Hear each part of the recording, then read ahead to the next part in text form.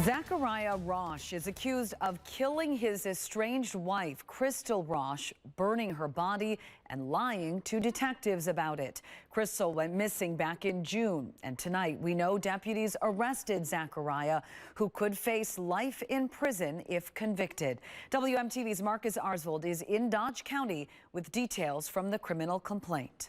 In the criminal complaint, Dodge County detectives use Zachariah's phone history as evidence to support that they think he killed his wife.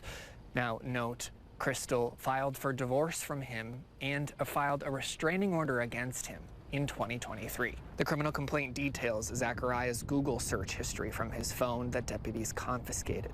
The searches include, quote, "Do you die instantly from a gunshot to the head? How long can you get widow's benefits? Do raccoons eat bones?" End quote. He also searched about mixing gas with sulfuric acid.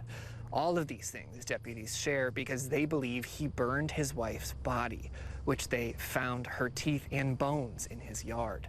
Deputies initially arrested him for using Crystal's debit card, something detectives now claim was used to purchase chemicals they allege he used to set her body on fire. I spoke with both Crystal and Zachariah's family members today.